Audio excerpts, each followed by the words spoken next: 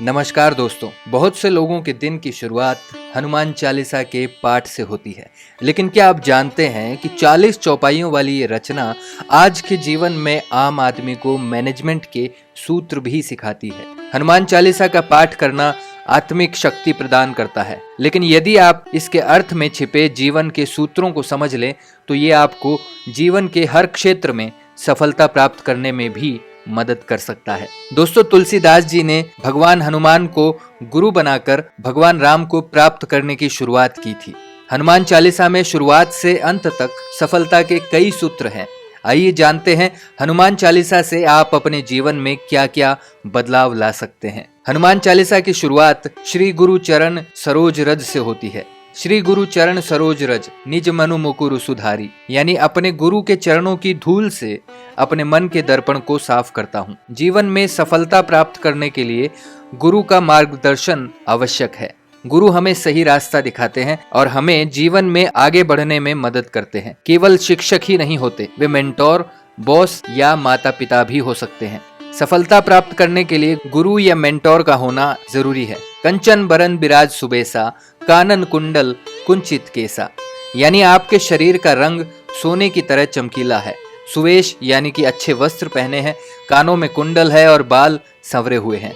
दोस्तों, आज के दौर में सफलता केवल योग्यता पर ही निर्भर नहीं करती, आपका रहन सहन और ड्रेसअप भी महत्वपूर्ण भूमिका निभाते हैं। फर्स्ट इंप्रेशन अच्छा होना चाहिए। अगर आप बहुत गुणवान भी हैं लेकिन अच्छे से नहीं रहते हैं तो इससे आपका करियर प्रभावित हो सकता है। इसलिए आपको अपने रहन सहन और ड्रेसअप पर ध्यान देना होगा। विद्यावान गुणी अति चातुर, राम काज करिबे को आतुर, यानी आप विद्वान हैं, अत्यंत गुणी हैं और अति चतुर भी हैं।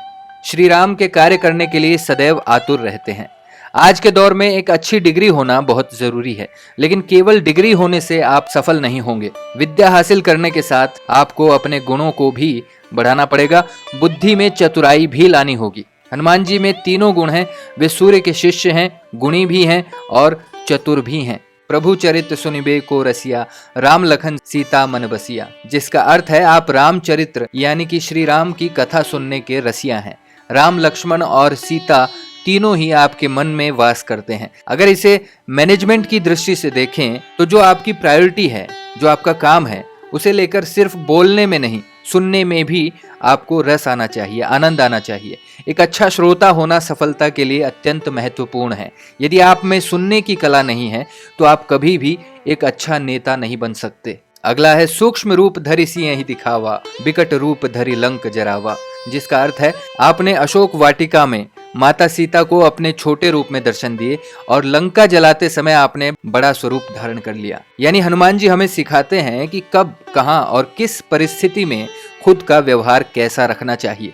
सीता जी के अशोक वाटिका में मिलते समय वे छोटे वानर के रूप में प्रकट हुए, जबकि लंका जलाते समय उन्होंने पर्वताकार रूप धारण किया। अक्सर लोग ये ही तय नहीं कर पाते कि उन्हें कब किसके सामने कैसा दिखना है। हमें परिस्थिति के अनुसार लचीला होना चाहिए। यदि कोई योजना काम नहीं कर रही है तो हमें उसे बदलने के लिए तैयार रहना चाहिए। तुम्हारो मंत्र विभीषण माना, लंकेश्वर भय सब जग जाना, अर्थात विभीषण ने आपकी सलाह मानी, वे लंका के राजा बने, ये सारी दुनिया जानती है। ये चौपाई सिखाती है कि किसको कहाँ क्या सलाह देनी चाहिए। इसकी समझ बहुत आवश्यक है। सही समय पर सही इंसान को दी गई सलाह सिर्फ उसका ही फायदा नहीं करती, आपको भी कहीं न कहीं फायदा पहुंचाती है। प्रभु मुद्रिका मेली मुखमाही, जलधि लांघ ही गए अचरज नाही, अर्थात राम नाम की अंगूठी अपने मुंह में रखकर आपने समुद्र को लांघ लिया, इसमें कोई अचरज नहीं। आत्मविश्वास और परमात्मा पर भरोसा दो महत्वपूर्ण गुण हैं जो हमें जीवन में सफलता प्राप्त करने में मदद करते हैं। यदि आप में खुद पर और अपने परमात्मा पर पूरा भरोसा है तो आप कोई भी मुश्किल से मुश्किल काम को आसानी से पूरा कर सकते हैं। आज के युवाओं का भरोसा बहुत जल्दी टूट जाता है। उन्हें छोटी छोटी असफलताओं से हार मान लेने की आदत होती है। प्रतिस्पर्धा के दौर में आत्मविश्वास की कमी होना खतरनाक है। इसलिए अपनी ताकत और कमजोरियों को पहचानें, अपनी सफलताओं पर ध्यान केंद्रित करें, नकारात्मक विचारों को अपने दिमाग में न आने दें। खुद पर विश्वास रखें और अपनी क्षमताओं पर भरोसा करें। जय श्री राम, जय बजरंगबली।